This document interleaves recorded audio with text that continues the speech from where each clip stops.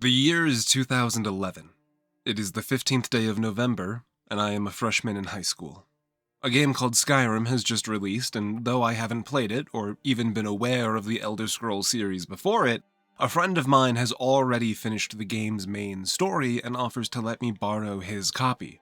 That used to be a thing we could do, games used to come on discs, it doesn't matter. What does matter is that ever since I was young, I've practiced archery. And practiced is a bit of a strong word. I own a bow, and I'm familiar with the concept of shooting it. But even that, to a younger me, was enough to instill an incredible love of the sport, and so I grew up with a related attachment to archery and archery-adjacent things in the media I consumed. I loved the Ranger's Apprentice book series, and I still do, and I played a range tank in RuneScape even though I didn't understand the value of its combat bracket. And so when my friend offered to let me borrow Skyrim, I only had a single question about the game. Do you think I could use a bow the whole way through? It turns out the answer is yes, and also you probably just should. Or at least it's a completely viable method of playing the game, and perhaps the most viable method of playing the game. But I also never really stopped to think about why. I just had fun with it, and that was enough. But archery in Skyrim, specifically stealth archery, eventually evolved into more than just a playstyle. It became part of Skyrim's identity, a joke that everyone was in on, and we're still giggling about it to this day. But I don't think it was supposed to be, and I want to know why it happened this way, at least for me. Hey, you. You're finally awake. To understand archery in Skyrim, we need to start with the three main different systems for combat within the game, and I think it's going to work nicely to start with our introduction to each of them. Everyone knows Skyrim's intro, so we'll just start at the point where Hadvar advises the player to scour the nearby chests for any armor or weapons, and a quick search later, we're pleased to find a nice simple iron sword, maybe even a second one if you're feeling particularly handsy.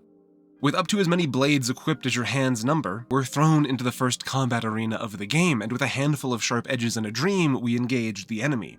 From there, we push forward a little bit further, exploring the underneath of Helgen as we go, and we get to the old torture room, to which Hadvar will specifically call out that there's a body in one of the cages, and that we should consider picking the lock and seeing if there's anything worth taking.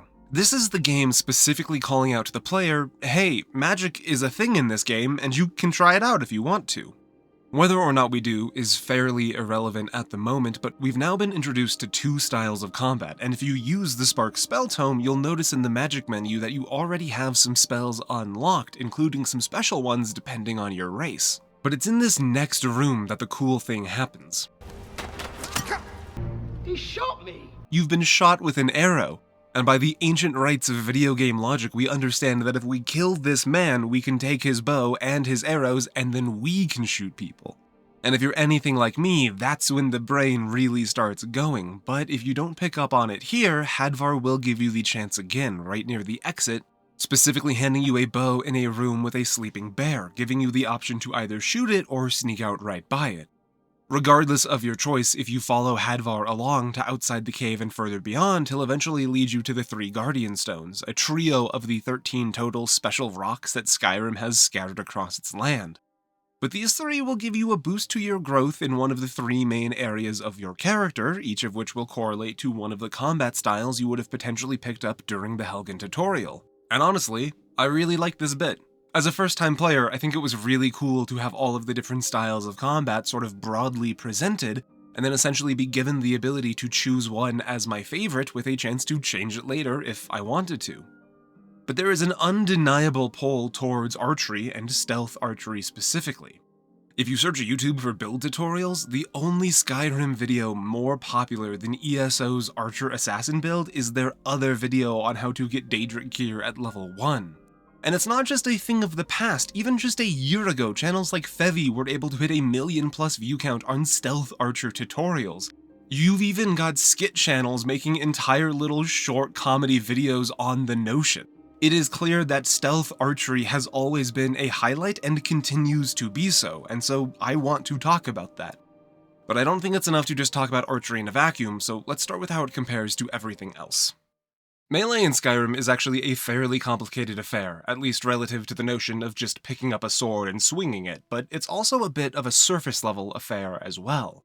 Bethesda games are often described as incredibly wide but very shallow experiences, and this aspect of Skyrim is no different. In general, there are 3 main classes of melee weapon, being those swords from before, but also maces and axes, and for each of those classes you also have a one-handed and two-handed variety. Now, despite the variety of these weapon types, the only real difference is that they come with a sort of sliding scale.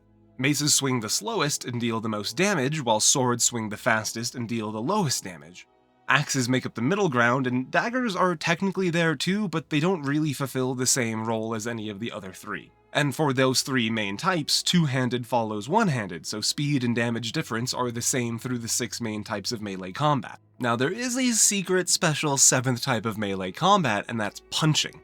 It's a little niche, but by doing something akin to playing a Khajiit, getting the gloves of the pugilist enchantment, and properly leveling up your heavy armor skill, you can design a build that operates very successfully around your fists.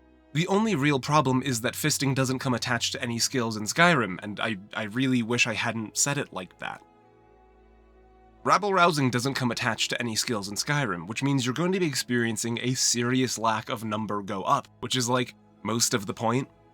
Which also means that there's no growing value to your damage, and sometimes the old rabble-rousing will come with other problems too, like when the large lizard will be up high, and you will not be. Of course, my main issue with Skyrim's melee system is that, well, it's just not very fun to me. It doesn't require the player to engage too much, and your options are fairly limited anyways. You can do a light attack, or you can do a power attack at the cost of some stamina.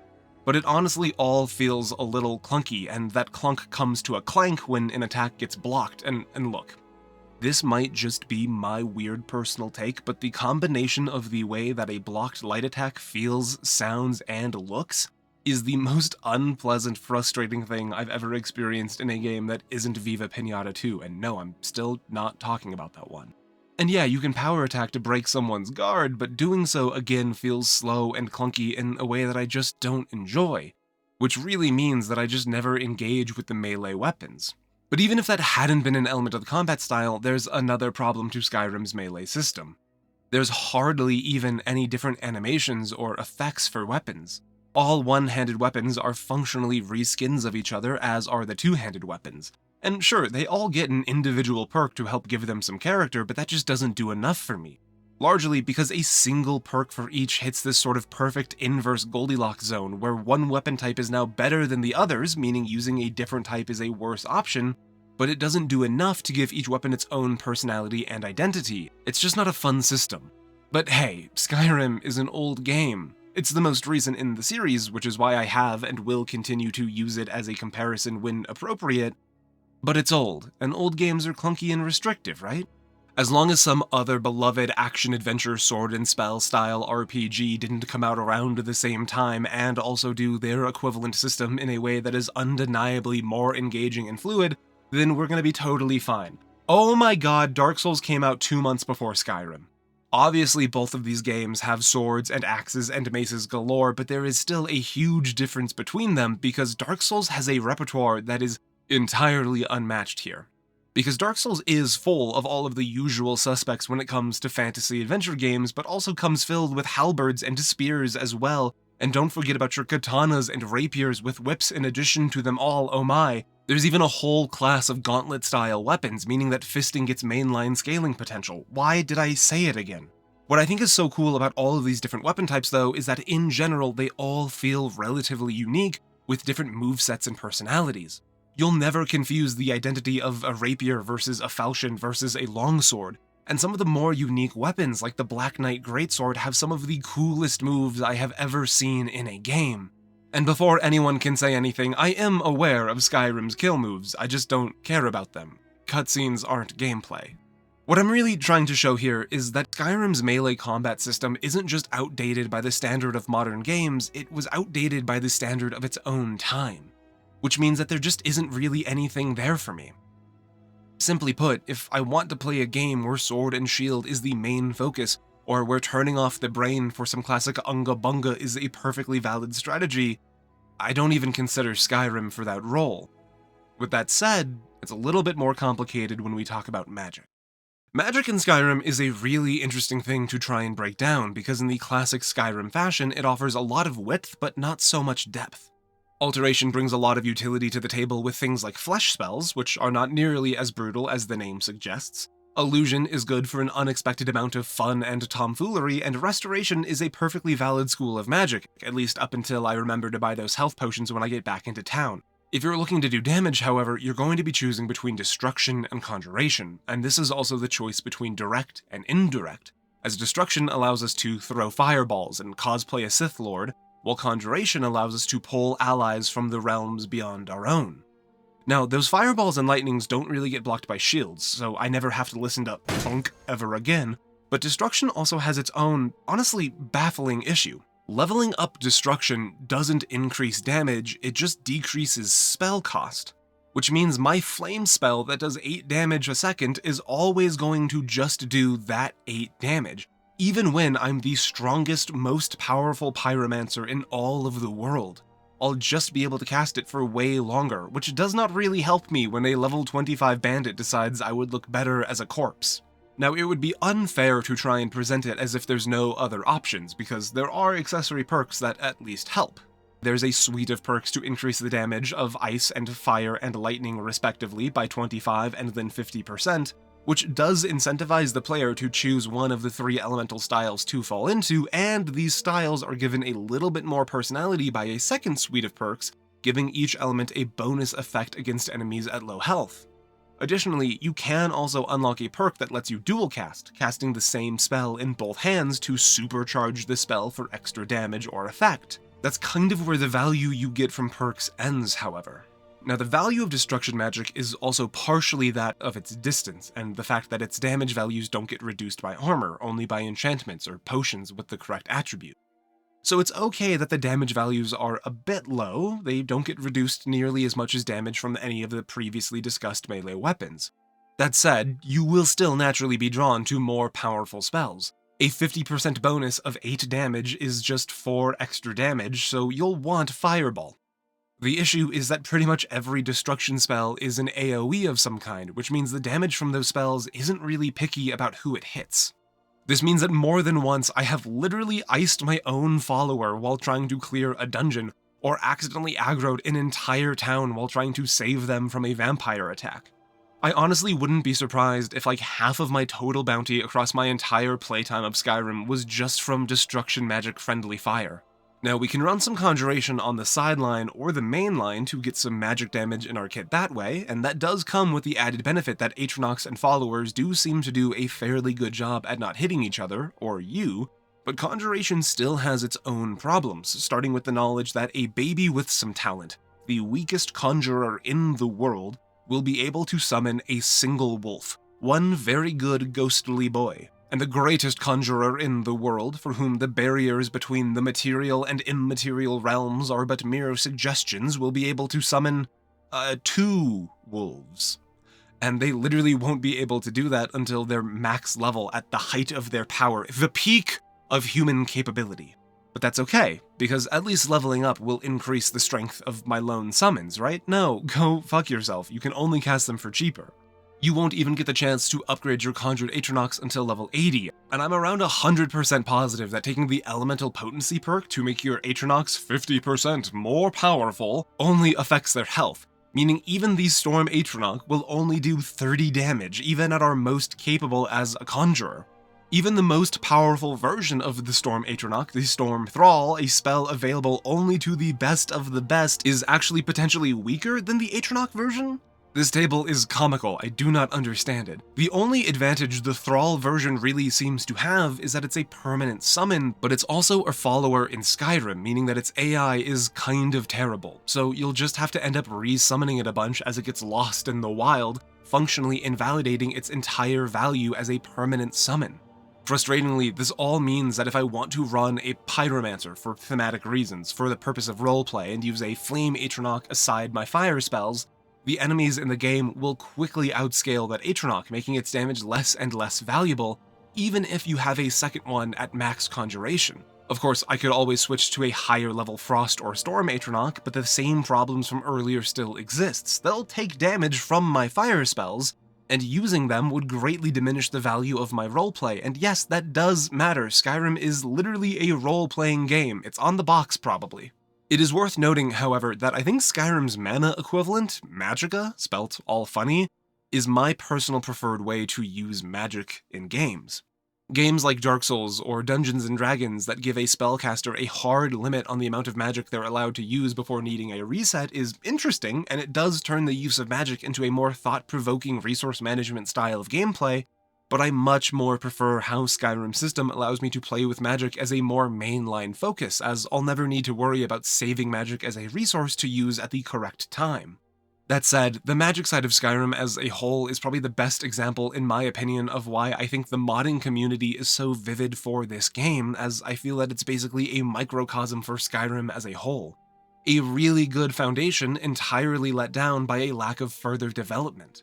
I typically run 1 or 2 mods just to impact Conjuration alone, and even then I often find that if I put points into Conjuration to try and run around the world with some little guys, I'll often end up regretting it, and I'll just cap my Conjuration playthrough off with some points in the bound weapon perks, and then I'll grab the bound bow, which is a very neat segue into...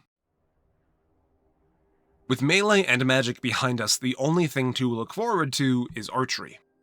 There is one skill tree for archery, and there is functionally one type of bow. The Dawnguard DLC introduced crossbows, of which there are 2 different main types, but to the common player, upon first release, it would just be these bows and this skill tree, which means a few things, actually. First off, it is worth mentioning that bows are the only 2-part piece of equipment. Obviously, a bow is not enough, we need arrows to shoot with, and this is kind of a fun thing to look at. Because it would be easy enough to just put an item in the game called Arrow, that when shot from a bow and into a bad guy's cranium, delivers an amount of damage equal to the bow's damage value. Easy, but boring, neither wide nor deep, and Skyrim is wide. Which is why, in general, for every type of bow in the game, there is 1, sometimes 2, accompanying arrows. Your elven bow has elven arrows, ebony bow has ebony arrows, you get the vibe. It's not a perfect one-to-one, but it's good enough for me, and notably, each type of arrow also comes with its own damage value. An iron arrow has a damage value of 8, but that value scales with arrow type all the way up to 25 with a dragonbone arrow. Now, like one-handed and two-handed, archery's first node on the skill tree increases the damage of your relevant equipment, except it only increases the value of your bow's damage, not your arrows. Those values are flat and will remain so for the entire game. But this creates a fun little dynamic where your arrow types matter a great deal at the start of the game, but become less relevant the more you grow. While something like your basic starting hunting bow will have a base damage of 8, making an accompanying iron arrow an exact 50% of your damage, a fully upgraded endgame bow, like the Daedric bow, will sit around just shy of 90 damage, with maxed relevant stats but without any relevant enchantments, meaning that the iron arrow is a smaller and smaller part of your damage formula as you become more skilled with the weapon, which I like a lot. It still lets you collect powerful arrows to use in case of emergency or just for pushing your numbers as high as possible, but it's no longer so important for your general success in the game. I also think it's important to note that arrows have 0 carry weight, and most human enemies in Skyrim will be carrying at least a few of some kind, meaning that you'll be able to collect hundreds of arrows and never have to worry about how many are in your pockets. Furthermore, because there's only one skill tree, and functionally one type of weapon within that skill tree, it means that everything you do revolving around archery will all build towards the same thing. The bow you leave Helgen with will prepare you for using the greatest bows in the game, with no need to choose between different styles of bows. Even the Dawnguard DLC crossbows just use the vanilla archery perks. It's important to note, I think, that archery in Skyrim is a purposefully precise medium. Not only does it lack any sort of AoE, limiting the amount of potential friendly fire, but a non-insignificant amount of the archery skill tree is based around enhancing that precision. The Eagle Eye perk lets you zoom in while aiming for a clearer shot, and the 2 tiers of Steady Hand will let you slow time while aiming so you can be as comfortable lining up your shot as possible. If we compare to Dark Souls, again, I feel like this is where Skyrim actually has the advantage. Bows in Dark Souls are very much so the weakest class of weapon, and even though they include the very cool great bows, the actual mechanics of using them are just not quite polished. They're heavily limited in their range with severe damage drop-off, and in general, they just don't feel very good to use as a mainline weapon. They can be used with both the lock-on camera and free aim, but on some bows the crosshair doesn't even line up with where the arrow goes. So when you come to Skyrim with an affinity for archery and the arrows fly straight and far, it feels like archery in Skyrim is much more correct towards genuine archery.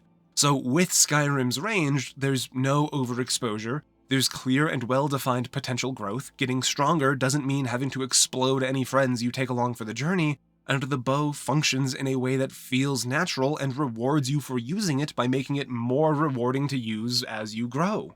Now, I do hear you, asking if I'm going to talk about stealth. After all, I put stealth in the title of the video and in the thumbnail, and we're basically done with the video already, and I haven't even mentioned stealth, so I'll just sneak it in here at the end. Because of course, archery is just one half of the overall equation here, and continuing on without mentioning stealth would be missing the point entirely. In the most basic write-up, if you're in stealth, when you deal damage, you deal some extra bonus damage on top of whatever you would normally deal. As long as it's not with magic. Magic can go fuck itself. Mages don't know how to sneak. Now, the thing with stealth is that it only works if people don't see you, and while leveling up stealth will make it harder for people to see you, at base level, trying to get close enough to hit someone with the classic backstab might prove to be not so easy. So the easiest way to train stealth is to engage with its mechanics while also being far enough away from your target to use it at low level. And with the way the game treats stealth when it comes to archery, it's essentially just a push this button to crouch and you'll do more damage mechanic. So why would I not always press the button?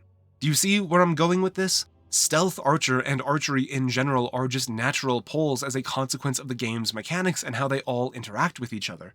And the wildest part about that is I really don't think archery or stealth were supposed to be such mainline functions. If you go back and watch that first official trailer for Skyrim, the most impactful point is when a man screams as loud as he possibly can.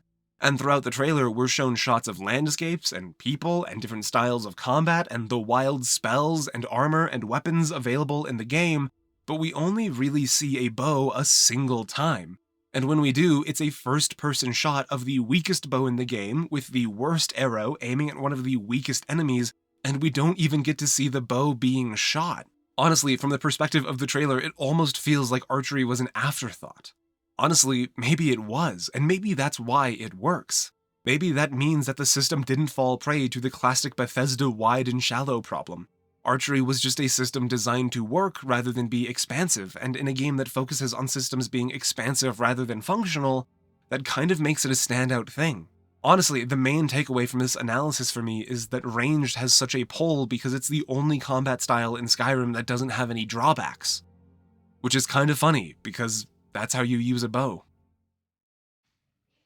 Okay, so this was kind of a different style of video for me. I feel like typically my videos revolve more so around emotional analysis, story breakdown, vibe checks, that kind of thing for world design. But this has been a bit more of a systems and mechanics video, and the reason for that is I'm working on this Elden Ring video in the background right now, but it's going to be a massive project, and one of the struggles I'm having with it, I'm realizing, I'm just not familiar enough with mechanical analysis yet, so we're going to do a few videos just kind of back to back to back, just focusing on mechanical analysis. If you liked this video, you can comment, subscribe, like, do all of that jazz. If you didn't like the video, you should do all of that too. If you really liked the video though, there's going to be a link on the screen in just a few seconds or in the description at your own pace to lead to my Patreon page. My patrons are some of the best people in the world, and they've been helping me push this into a full-time thing as I get further and further along. So if you want to see more of this content, and also help produce that content, that's the place to be. As always, thank you so much for being here.